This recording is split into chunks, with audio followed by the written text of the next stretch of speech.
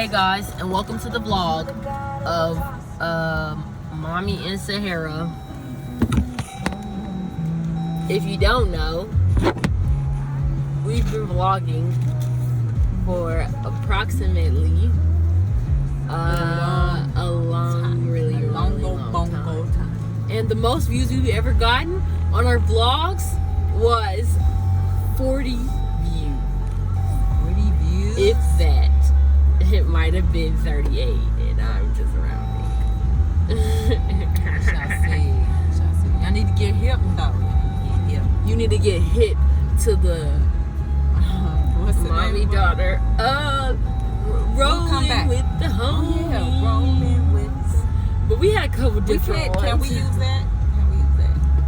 I don't care. Clueless. Let us know. I'm clueless to what are those things called? Trademarks and copyright. So okay, so what are we doing today with Rolling with the Homies?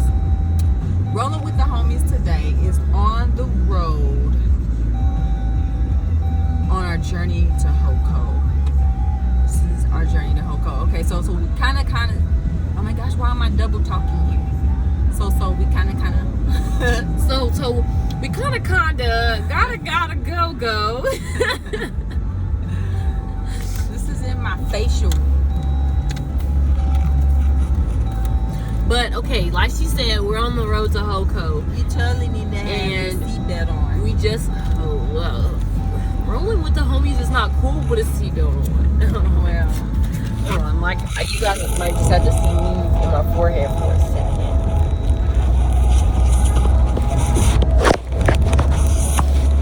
Do y'all think that if I had a mask on, I'd be a catfish? come on. Hold on, guys. I still haven't got my seatbelt in. Make it click. Okay, y'all heard it. Y'all heard it. It's up in there. All right. So, our first stop on the journey to HOCO was Oak Park Mall, and we went to a bunch of different stores, and a few different stores, and we finally found, or after learning the lesson in jeans, we finally found, and what shoes not to model kids in. We found my dress from Windsor, of course. Very popular place. Always. Why do I say that? Because we were in there. We were in there for a cool hour. Cool hour. And a half. Line for like a half hour. At least. In 45 the fitting room minutes, line. maybe. Okay. Because it was hold on, because I sound weird. The line was from the fitting rooms, and there was a wall full of dresses, and it was along that wall, and it wrapped around all the way to the back of the store. Like, it was I've never been in the fitting room line so long. And on top of that, I've never been in a fitting room line. Usually, no, I've been in a fitting room line, but like never that long. And usually, typically, or I don't know what I was expecting. I'm just assuming that everybody just has one dress, knowing that I had like 3 dresses in hand. I'm just assuming, oh yeah, everybody else has one dress. No, people had like 10 dresses in their hand, and that was a big thing. So when the lady came out, and I realized that other people had like a lot of dresses too, like I did.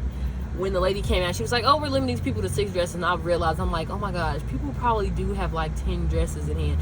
And indeed they did. And that ended up becoming an altercation, because I was in the fitting room, and I'm getting fitted, and there was a lady behind me, like directly behind me in the fitting room across, or her daughters were in the fitting room across from me.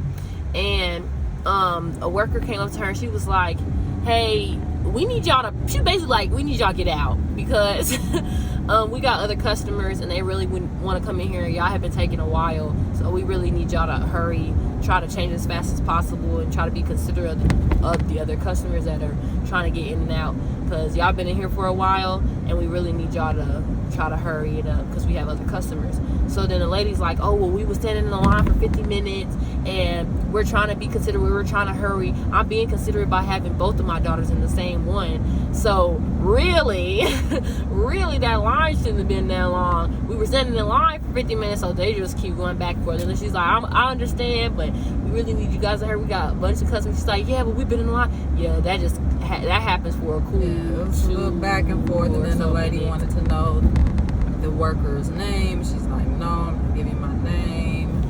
You know, you tripping. And yeah, it was a whole thing. I didn't catch that. Maybe I zoned out after I think you were still in the fitting room. So no, I heard most of it from when I was in the fitting room. I think I just might have zoned because you were telling me like, oh yeah, there was some stuff exchanged, but I think I might have just zoned out. And I feel like the employee was threatening like to throw them out. Like she had said, you know, okay, you don't want to get out, but there is a way that we can actually like have y'all get out. Like I'm trying to be nice, but like we can, you know, make y'all leave or something like that. He said something to that vein. You said she was not nice. Ooh, Red Lobster. Who liked the biscuits? Yes, Red Lobster biscuits, period. Let's go get some Red Lobster biscuits. Just the biscuits. So we had Auntie Annie's because we can't hardly go to the mall without wanting some. Why she point to me like she did? She loves I do love them too. If I would have bought the Auntie Annie's, she would have been eating out my bucket. True story. It just happened to flip flop this time. She bought the Auntie Annie's and I was eating technically out of her bucket. No, it was a shared bucket. We both like Auntie Annie. Shout out to Auntie Annie. We met her. She's a cool person. She is. She's a really cool person. I have a picture of her. You guys want to see? I bet you guys do. You want to see what the real Auntie Annie looks like? I don't think her name's Annie, is it? No, I'm pretty sure her name is Annie. And maybe it was. I don't remember. But yeah, she's cool because we met her. How did we meet her? We were at a convention. Yeah. We're important people. We run into other important people. Exactly. That's how that works. Period. Why are you laughing? I mean, it's laughing, true. But very serious. Okay, this is not me, but this is like the picture taken before I took a picture with her. On the right, or I don't know what that would be for y'all, but hold on. That's Auntie Annie right there in the blue. Annie herself. That's Auntie Annie herself. And she told me, because basically we were at this conference that was like, what was it called?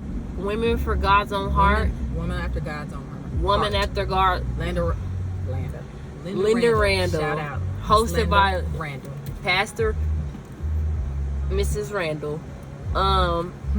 She hosted Woman After God's Own Heart. She has a conference, or she used to have a conference annually. Okay, we just don't. Never mind. She has a conference every year. She has one annually. And that was the year I went, and I used to have a cookie business, and I used to be like really famous for my cookie business. I'm telling you, like random people I don't know will be contacting my Facebook talking about, oh, can you make cookies for my daughter's 7th birthday or something like that. Like that actually happened a couple times. Yeah, I was pretty cookie famous, you know what I mean? So I got booked to be a vendor and sell my cookies at her event. And the night before, I went to a commercial kitchen, and it was down at the Manual Tech Center, which if you live in Kansas City or go to school at Kansas City Public Schools, you know that they have like a culinary arts major that you can do. And I went down there and I worked with Chef, and we made, how many cookies did we make? We made so many cookies. We made like, I don't know how many cookies. And the night before that, I made a lot of cookies too. But then my dad was like, this is not going to be enough. So we went to the commercial kitchen. We got like a whole bunch of cookies made.